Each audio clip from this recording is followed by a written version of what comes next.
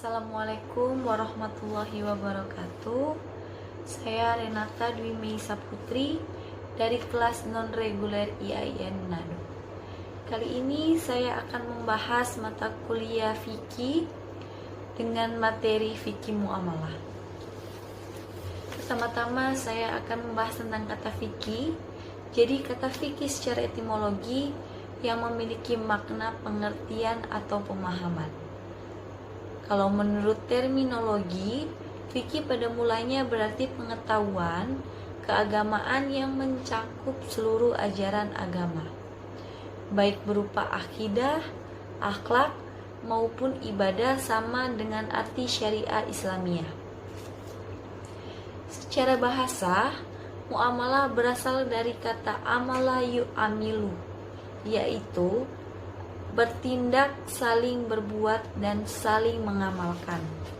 Sedangkan menurut istilah, muamalah adalah tukar-menukar barang atau sesuatu yang memberi manfaat dengan cara yang ditentukan.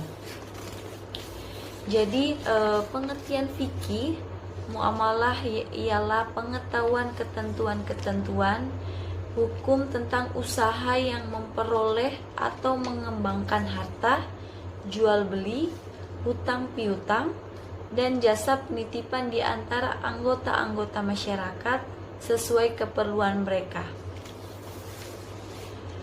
Fikih muamalah juga membahas tentang hak dan kewajiban kedua belah pihak melakukan akad agar setiap hak sampai kepada pemiliknya serta tidak pihak yang mengambil sesuatu bukan haknya. Kemudian saya akan membahas tentang ruang lingkup fikih muamalah. Ruang lingkup fikih muamalah dibagi menjadi dua, yaitu al-muamalah al-adabiyah dan al-muamalah al-madiniyah. Yang pertama, al-muamalah al-adabiyah yaitu muamalah yang ditinjau dari segi cara tukar menukar benda yang bersumber dari panca indera manusia, yang unsur penegaknya adalah hak-hak dan kewajiban-kewajiban. Ruang lingkup fikih muamalah yang bersifat adabiyah mencangkup ijab kabul, saling meridhoi, tidak ada keterpaksaan dari salah satu pihak, hak dan kewajiban, kejujuran pedagang, penipuan, pemalsuan, penimbunan, dan segala sesuatu yang bersumber dari indera manusia yang ada kaitannya dengan peredaran harta dalam hidup bermasyarakat. Dan yang kedua adalah al-mu'amalah al-madiyah.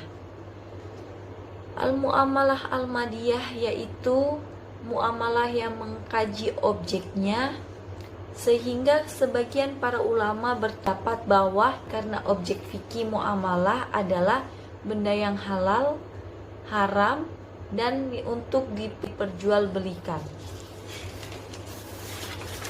Beberapa hal yang termasuk dalam ruang lingkup muamalah yang bersifat madiyah adalah jual beli, gadai, jaminan dan tanggungan, dan pemindahan utang. Kemudian saya akan membahas tentang pengertian ijarah. Pengertian ijarah dalam Kamus Besar Bahasa Indonesia yang artinya adalah uang dan sebagainya yang dibayarkan sebagai pembalas jasa atau sebagai pembayaran tenaga yang sudah dikeluarkan untuk mengerjakan sesuatu seperti gaji. Dari beberapa pengertian dijelaskan mengenai ijarah, dapat diambil kesimpulan bahwa ijarah merupakan suatu akad penyewaan orang yang menyewa kepada pemilik jasa yang menyewakan dari pengambilan manfaat atau sebuah jasa dengan pengganti upah atau imbalan untuk melakukan sesuatu sesuai menurut rukun sahnya ijarah. Kemudian dasar hukum ijarah.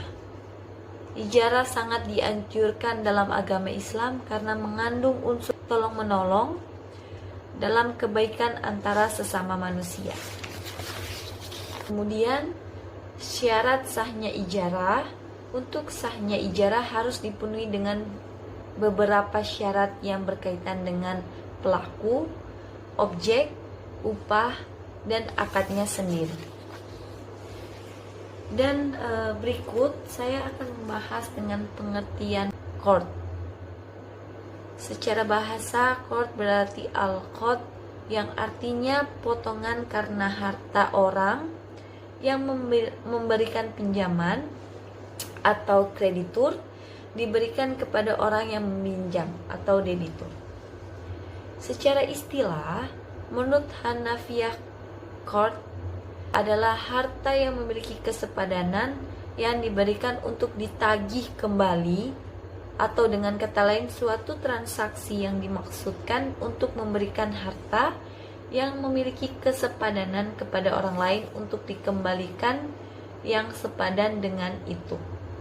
Kemudian secara terminologis, qard adalah memberikan harta kepada orang yang akan memanfaatkan dan mengembalikan gantinya di kemudian hari. Rukun dan syarat qard. Rukun dan syarat qard dalam fikih muamalah ada 3, yaitu siqat. Yang dimaksud dengan siqat adalah ijab kabul. Tidak ada perbedaan bahwa ijab kabul itu sah dengan lafaz utang dan dengan lafaz yang menunjukkan maknanya, seperti kata aku memberimu utang atau aku mengutangimu. Demikian pula qabul sah dengan semua lafal yang menunjukkan kerelaan, seperti aku berutang dan aku menerima atau aku ridho dan lain sebagainya. Dan yang kedua, akidain. Yang dimaksud dengan akidain adalah melakukan transaksi pemberi utang dan pengutang. Adapun syarat bagi pengutang adalah merdeka, balik, berakal sehat, dan pandai. Kemudian yang ketiga adalah harta yang diutangkan. Adalah sebagai berikut. Yang pertama, harta berupa harta yang ada padanya. Maksudnya, harta yang satu sama lain dalam jenis yang sama, tidak banyak berbeda yang mengakibatkan perbedaan nilai. Seperti uang, barang-barang yang dapat ditakar, ditimbang, ditanam, dan dihitung. Dan yang kedua adalah harta yang diutangkan disyaratkan berupa benda. Tidak sah mengutangkan manfaat atau jasa. Fikih Islam ada 4, yaitu akad qard dilakukan dengan siqat ijab kabul. Kedua, adanya kapabilitas dalam melakukan akad. Yang ketiga, menurut Hanafiyah, harta yang dipinjamkan haruslah harta mitsli. Dan yang keempat, harta yang dipinjamkan jelas ukurannya, baik dalam takaran, bilangan, maupun ukuran panjang supaya mudah dikembalikan. Dan kemudian hikmah dan manfaat. Hikmah disyariatkan, yaitu yang pertama, melaksanakan kehendak Allah agar kaum muslimin saling menolong dalam kebaikan dan ketakwaan.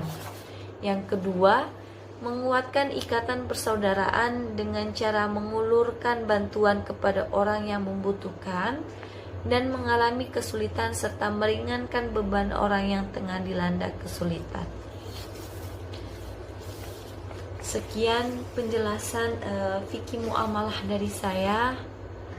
Wassalamualaikum warahmatullahi wabarakatuh.